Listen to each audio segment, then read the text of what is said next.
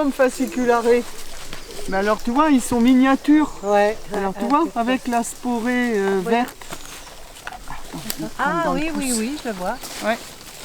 Mais ils sont petits, hein. Et Diffolum fasciculare miniature. Ah oui. Ils sont tout petits. La sporée verte, elle m'a dit, oui. Ils sont tout petits, tout à fait. Là. Ils sont sécotes. Après, il y en a qui poussent beaucoup plus lentement. Ah, quand même. Vous avez les champignons que l'on trouve sur les arbres. Les petites pleurotes. Ça doit être un marasme petite roue avec le stipe qui s'est desséché, qui est noir, et il se flétrit là. Et il pousse en parasite, on s'en profite sur un gland. Et là vous avez un champignon de Madagascar. Alors, voilà, un champignon invasif. Alors au fur et à mesure des années, on le répertorie dans les différentes forêts. Il faut essayer de le prendre d'un côté et de l'autre. Hein. C'est un champignon qui est magnifique, qui est arrivé de Madagascar. C'est très facile à identifier. On casse, alors on appelle le stipe ça. Hein. Le stipe à l'oreille, il fait clac. Donc déjà celle-là est identifiée.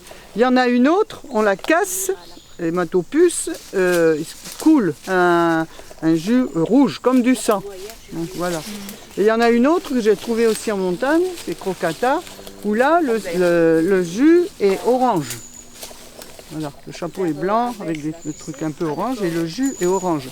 Après, il y en a d'autres où le lait est blanc. Et puis, on en a à l'odeur aussi, il y en a beaucoup. Il y a toute une famille de mycènes qui sentent le chlore. Donc voilà, donc ça nous donne déjà une indication. Ah, ça c'est autre chose. Ah, c'est quoi ça alors? Ici, ces champignons qui ont les spores en dedans, là, qui éclatent à maturité. Alors, je ne sais pas si c'est sclérodème ou autre. Et donc là, tu as les basides, oui, ce qui va donner les spores. Ouais. Voilà, il est dans son enveloppe. Avec une petite queue. Mais il s'ouvre pas alors celui-là. Il faut le laisser C'est grandir, se développer. Ah oui, d'accord. Et après, il va éclater. Là, il est tout petit, il est tout jeune. Là. Ah, alors voilà des mycènes encore. Ah, c'est des voilà, mycènes. hein, et c'est hématopus parce que voilà, c'est ce que je vous expliquais. Vous voyez, il sort du lait rouge. Ah, voilà, ouais. voilà. D'accord. Tu vois, regarde. Donc le phallus, là, quand il va se développer, donc il est en œuf, on va avoir une étoile rouge, recouverte de glabas noirs. C'est un champignon qui est arrivé d'Australie à la fin de la guerre 14. Alors on pense soit sous les semelles des soldats, soit dans les balles de coton. Hein, voilà, on n'en sait pas plus. Ou les deux. Ou les deux.